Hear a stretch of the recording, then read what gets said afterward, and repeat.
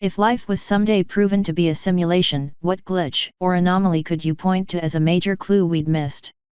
This is absurd, but I know the exact moment I would call BS on reality.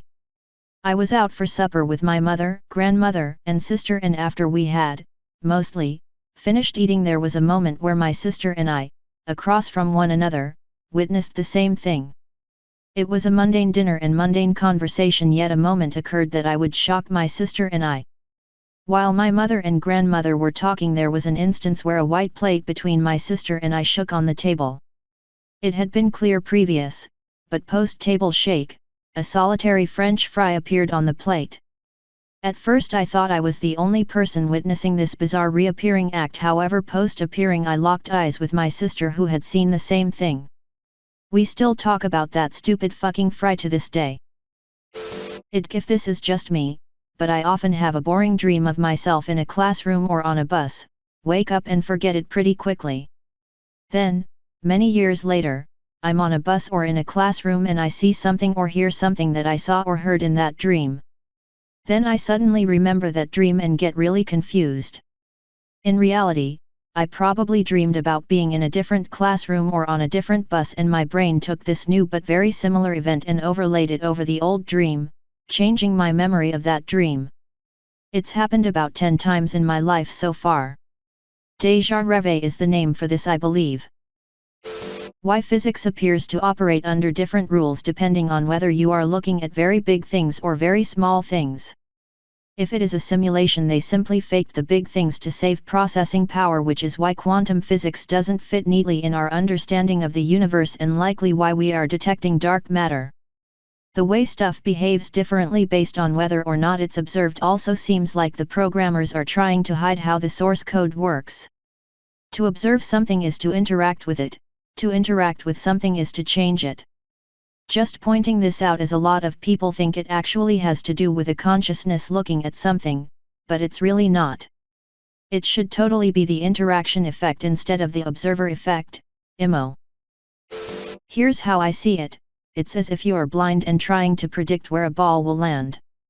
The sound isn't enough as it soars through the air, so if you want to find it, you have to touch it in midair. But the second you touch it, it slows down, even if you barely graze it, and thus it changed when you observed it.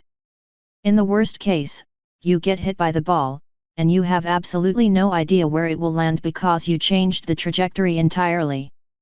Looking at something, our usual method of observation, only works because photons do this for us. They hit the object, and then hit our eyes. But when you try to hit a tiny object like a tiny particle with light or electrons and use that, it moves, like our hypothetical blind person trying to touch the baseball in midair without moving it. Or, in some cases, the light can't even hit it, cause the particle is too small, meaning we can't see the particle. So we say that observing causes it to change, but that's a bit of a simplification. Smiley face. Edit. To those saying this is wrong, are you saying that literally our consciousness understanding something makes matter change? That sounds incorrect. I dropped a pen once while doing homework back in high school. I was sitting on a bench in a grassy field that was not overgrown by any means. There wasn't anything around the bench. I spent an absurd amount of time looking for the pen before deciding it vanished. In college, I couldn't find my favorite lipstick. It usually lived on my dresser, which admittedly also had a bunch of other crap on it at that point. So I take everything off the dresser, item by item, and move it to my bed as I look for the missing tube of lipstick. It wasn't there. But everything back on the dresser, item by item, then left the room. Came back a little while later and the lipstick was sitting by itself right by the edge. This happened to me with a winter hat I couldn't find before work. I go so frustrated I was gonna be late, I screamed. My roommate woke up and asked what was wrong. I told him I couldn't find my hat. He says, the one that's on the floor over there. And sure enough, it's sitting in the middle of an otherwise completely empty room. There is no way in hell I hadn't walked over that spot 20 times that morning, and there was no way in hell I could have missed it, because I could see it from where I was standing as soon as he pointed to it. Sometimes you get out of your house and walk past the same people a lot of times.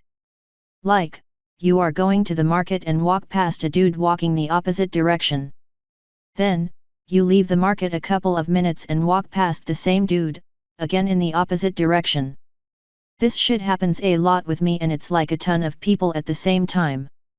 It makes me feel like there aren't enough models of NPCs to throw around, so the Matrix just uses a bunch of the same.